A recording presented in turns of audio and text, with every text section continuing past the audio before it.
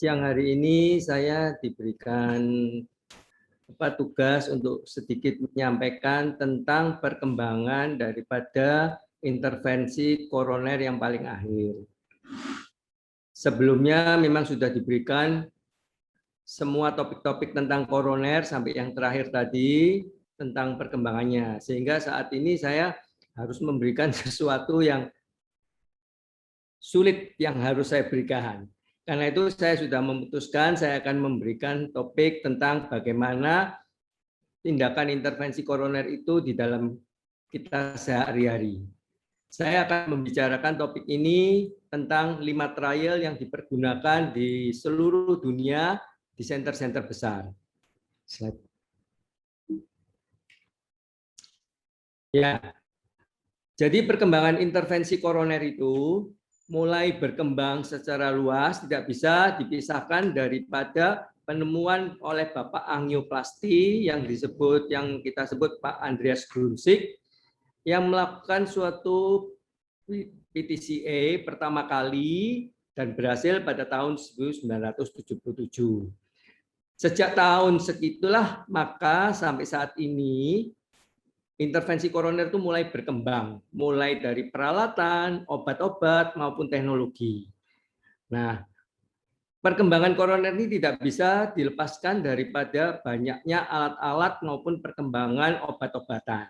Dan untuk itu maka kita perlu tahu trial-trial yang terakhir yang membuktikan keefektifan daripada obat-obatan itu.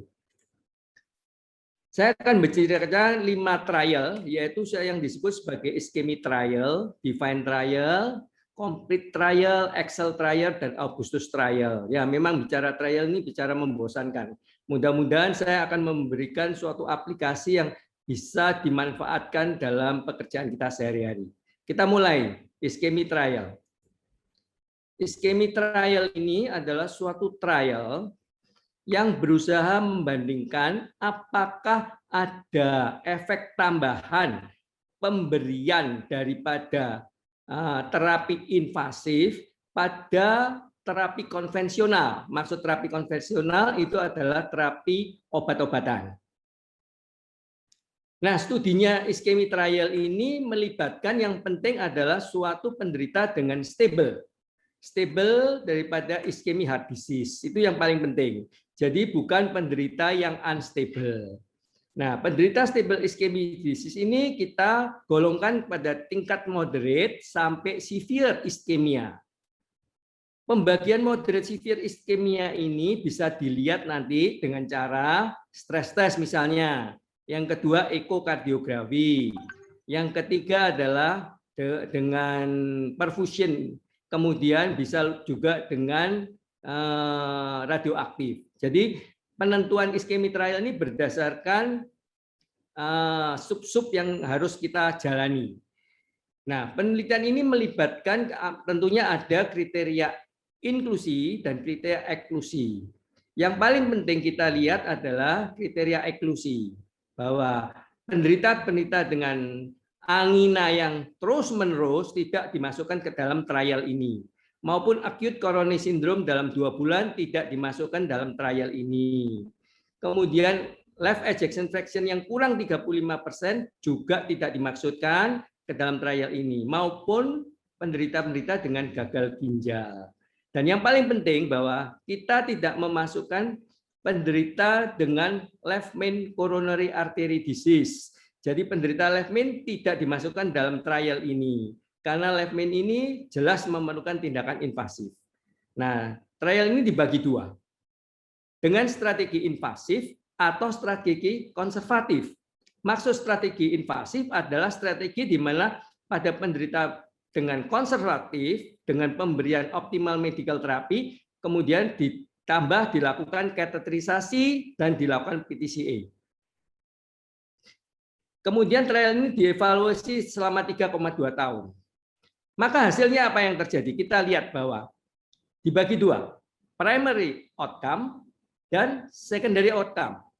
Kita lihat bahwa pada primary outcome yang meliputi cardiovascular death, myocard infarct, kemudian masuk rumah sakit karena unstable heart failure maupun resusitasi penderita dengan cardiac arrest, maka kita lihat bahwa secara statistik antara konservatif dan invasif tidak terjadi perbedaan yang bermakna.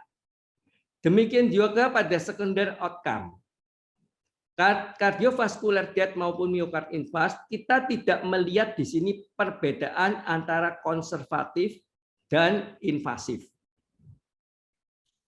Sehingga kesimpulan daripada ischemic trial adalah ini merupakan trial besar antara metode invasif dengan metode konservatif. Tetapi perlu diingat bahwa iskemi ini digunakan pada penderita dengan stable ischemic heart disease yang tingkat iskeminya moderate sampai severe. Ternyata dari hasil semuanya itu, metode invasif itu ternyata tidak menurunkan primary endpoint maupun secondary endpoint. Jadi tidak ada perbedaan secara statistik secara bermakna. Namun dalam metode strategi invasif ternyata dari grup invasif ternyata terjadi penurunan insiden spontaneous infarct myocard dibandingkan dengan strategi konservatif. Dan ini merupakan studi yang pertama kali yang menunjukkan bahwa PCI itu bisa menurunkan insiden daripada myocard infarct. Kita perlu tahu bahwa myocard infarct itu secara definisi dibagi 4, tipe 1, tipe 2, tipe 3, dan tipe 4. Oke.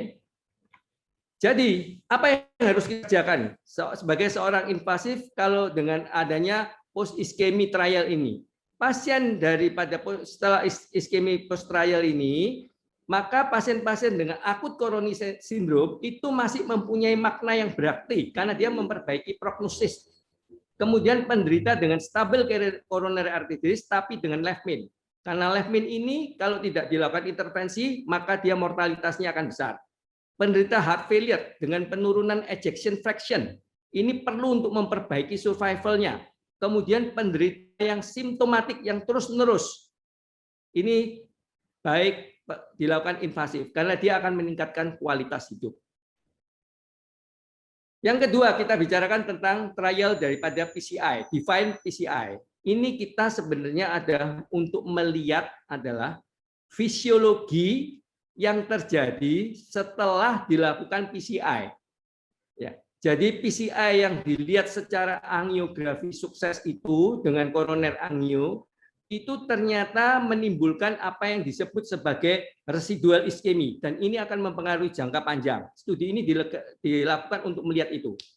Kita lihat bahwa pada penderita jantung koroner setelah PCI, ternyata 20-30% itu selalu berulang dalam 1 tahun, berulangnya nyeri dada. Dan itu sudah dilakukan suatu multi trial yang kita lihat hasilnya. 20-30% pasti berulangnya iskemi angina lagi.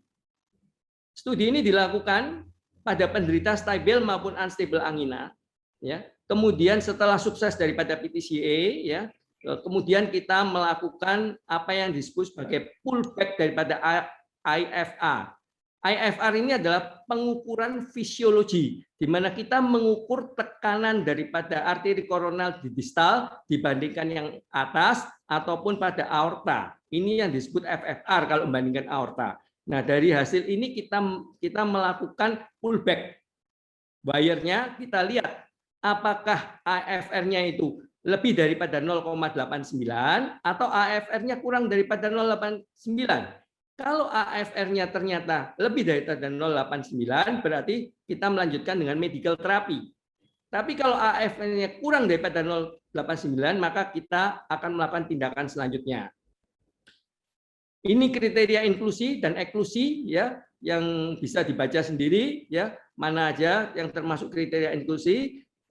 Dari hasilnya aja kita melihat bahwa ada residual iskemi yang ditunjukkan oleh IFR yang kurang daripada 0,89 setelah sukses daripada angiografi. Jadi sekarang kita tidak bisa menentukan bahwa pasti melihat angiografi sukses secara angiografi berarti ini benar-benar berhasil. Padahal itu bisa terjadi namanya residual iskemia. Hasilnya ternyata residual iskemi itu terjadi pada 24% dari penderita yang dilakukan angiografi. dari 24% ini, maka 81% itu menunjukkan vokal stenosis. Dan inilah yang baik untuk kita lakukan tindakan PCI. Sedangkan 18,4% itu menunjukkan diffuse disease. Dan diffuse disease inilah yang efek jangka panjangnya jelek. Jadi kesimpulannya bahwa pada define trial ini, kalau post PCI dengan IFR yang lebih daripada 0,95, itu ternyata daripada hasil evaluasi menunjukkan perbaikan gejala angina sampai 12 bulan daripada trial penelitian ini. Dan ternyata IFR yang lebih dari 0,95 itu berhubungan dengan terjadinya cardiac death yang kurang, spontaneous infarct, kemudian clinical driven ischemia dibandingkan dengan IFR yang kurang daripada 0,95. Jadi tujuan kita adalah harus pullback daripada IFR lebih daripada 0,95 pada penderita yang sukses dilakukan suatu angiografi. Implikasinya apa? Implikasinya adalah bahwa dengan pullback yang kita lakukan dengan wire tadi, maka kita bisa diberikan petunjuk tentang rencana apakah kita melakukan tambahan PCI pada lesi yang residual. Ya. Dan gangguan daripada fisiologi post PCI itu berhubungan dengan hasil yang jelek pada jangka panjang. Karena fisiologi itu akan membuka lesi yang tidak kelihatan hanya dengan koroner angiografi. Selanjutnya kita melakukan penelitian tentang complete trial. Complete trial ini adalah trial yang dilakukan untuk membedakan keberhasilan strategi daripada complete revaskularisasi dibandingkan dengan culprit revaskularisasi. Maksudnya culprit ini adalah hanya lesi yang berhubungan dengan infark pada penderita dengan STEMI. Trialnya meliputi penderita STEMI dengan multivessel disease. Maksud multivessel disease ini adalah paling sedikit ada satu lesi yang bukan berhubungan dengan infark, diameter 5 mm, dengan stenosis yang lebih daripada 70% lebih. Atau lesinya 50-69% dengan FFR yang kurang daripada 0,80. Itu dibagi dua, antara yang dilakukan revaskularisasi komplit atau hanya direvaskularisasi yang daerah berhubungan dengan daerah infark saja. Kemudian dilakukan follow up dengan hasil yang primernya ada komposis cardiovascular death, komposis cardiovascular death infark, dan ischemic driven revaskularisasi. Itu tujuannya. Ini adalah kriteria inklusi maupun eklusi yang tidak perlu saya bahas. Penderita meliputi umur 18 tahun, infark dalam waktu 72 jam, dilakukan randomisasi, kemudian dipasang drug eluting stent. Baik itu pada primer PCI maupun pada rescue PCI, di mana gagal dilakukan fibrinolitik dan dilakukan kemudian PCI dalam 3 sampai dengan 12 jam. Hasilnya apa hasilnya? Hasilnya kita lihat bahwa primer outcome, cardiovascular death dan new myocard infarct, ternyata terjadi penurunan yang berarti antara culprit dengan yang komplit. Jadi kita lihat bahwa komplit revaskularisasi itu menunjukkan hasil yang lebih baik dengan P0,04. Demikian juga yang secondary primer outcome, kita lihat bahwa antara yang culprit saja dibandingkan dengan komplit revaskularisasi terjadi penurunan yang sangat berarti. Maka kesimpulannya apa dari complete trial ini? Bahwa complete trial ini menunjukkan bahwa komplit revaskularisasi itu berhasil menurunkan cardiovascular death, yaitu primer outcome maupun secondary outcome.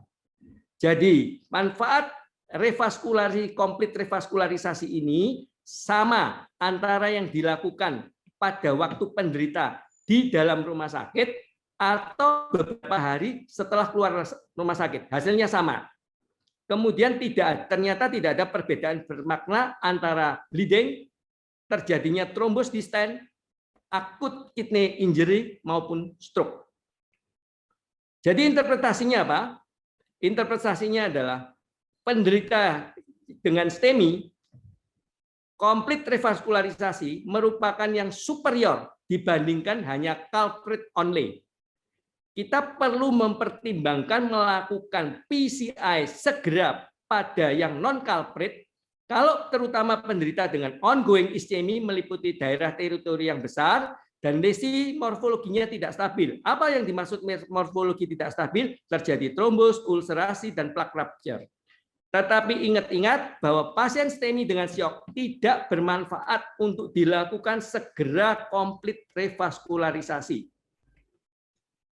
Kita lihat kemudian trial Excel trial. Excel trial ini adalah trial yang membandingkan antara PCI left main ya dengan surgery artery bypass CABG. Studinya dipilih adalah penderita-penderita dengan syntax score yang kurang daripada 32. Syntax score ini adalah skor untuk menilai secara komprehensif daripada vaskularisasi koroner. Apakah lesinya itu kompleks atau tidak, sehingga kita bisa menentukan apakah itu skornya tinggi. Kalau skornya tinggi cenderung untuk dilakukan CABG, kalau skornya rendah cenderung dilakukan PCI. Ini kita melihat syntax score dengan skor kurang daripada 32, kita lihat dengan PCI maupun CABG. Kita lihat.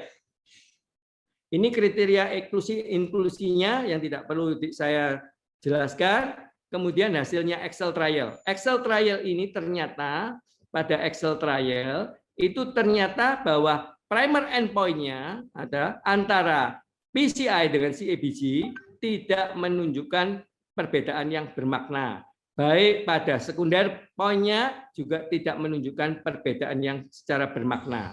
Konklusinya, penderita dengan left main coronary artery disease yang tingkat kompleksitasnya adalah low sampai intermediate, maka ternyata tidak ada perbedaan yang bermakna antara primer dan secondary endpoint itu dilakukan PCI atau CABG.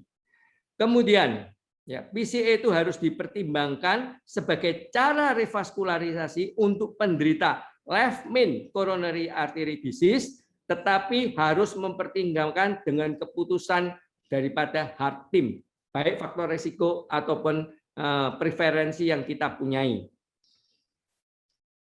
Kemudian yang terakhir, kita membicarakan tentang Agustus trial. Apa Agustus trial itu? Adalah trial yang membandingkan antara antikoagulan apisaban dibandingkan dengan antikoagulan vitamin K antagonis atau warfarin pada penderita dengan atrial fibrilasi, dilakukan ACS atau PCI.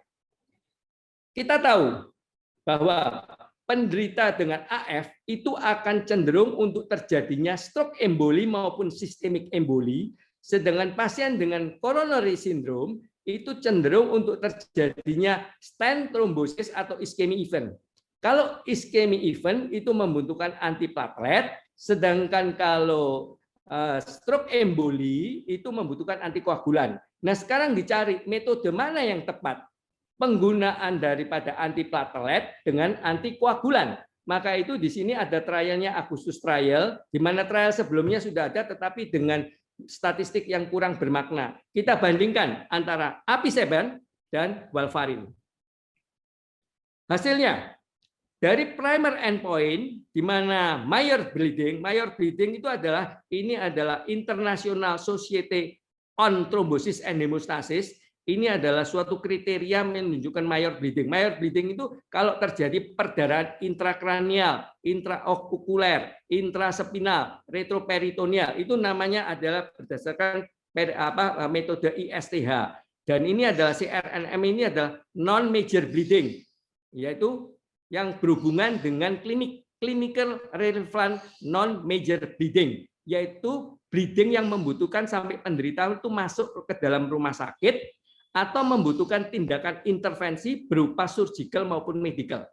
Nah, kita lihat di sini bahwa primer endpoint-nya bahwa ternyata aspirin dibandingkan placebo ini adalah blind trial, kita menunjukkan bahwa ternyata bahwa aspirin itu menunjukkan perdarahan yang lebih besar dibandingkan placebo, tetapi secara statistik tidak bermakna. Baik itu pada penderita yang dilakukan medical, obat-obatan saja, dilakukan PCA ataupun elective PCI. Sedangkan perbandingan antara episaban dan vitamin K antagonis atau warfarin, ternyata kita melihat bahwa primer endpoint terjadi penurunan daripada apisaban. Jadi resiko apisaban perdarahannya lebih turun dibandingkan vitamin K antagonis. Ini adalah secondary outcome-nya, ternyata hospitalisasi dan kematiannya kalau aspirin placebo tidak menunjukkan perbedaan yang bermakna, sedangkan apisaban dan vitamin K antagonis kita lihat bahwa masuknya penderita rumah sakit atau angka kematian itu lebih turun dibandingkan dengan penggunaan vitamin K antagonis. Absolute relative risk-nya turun 3,9% dengan P 0,02. Jadi konklusinya apa? Konklusinya adalah penelitian Agustus Trial ini konsisten untuk 3 grup, apakah obat-obatan, PCI maupun elective PCI. Karena itu apisaban, antikoagulan, itu bisa merupakan pilihan pada penderita acute coronary syndrome disertai dengan atrial fibrilasi tanpa memperhatikan apakah kita mau mengobati medical, PCI, ataupun elective PCI, dibandingkan kita memberikan vitamin K antagonis, aspirin, ataupun keduanya. Jadi kesimpulannya daripada ini apa? Kita melihat bahwa PCI sekarang itu meluas sekali, indikasinya berkembang sangat pesat dengan kemajuan teknologi dan alat-alat dan obat-obatan. Ya, bukti melakukan PCI harus mempunyai bukti yang nyata, bukan berdasarkan bahwa kita bisa melakukan PCI langsung kita harus melakukan PCI. Kita harus mempertimbangkan melakukan PCI berdasarkan bukti-bukti trial yang ada yang paling terakhir. Trial klinik yang berkembang itu ternyata menunjukkan bahwa saat ini prosedur PCI itu menunjukkan sukses yang baik serta memperbaiki hasil jangka pendek maupun jangka panjang sesudah PCI. Maka itu kalau PCI itu benar-benar harus dilakukan, maka kita harus memperhatikan faktor keamanan dan ketepatan PCI.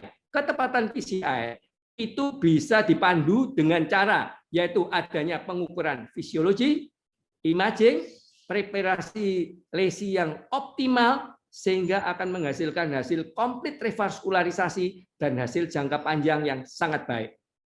Terima kasih.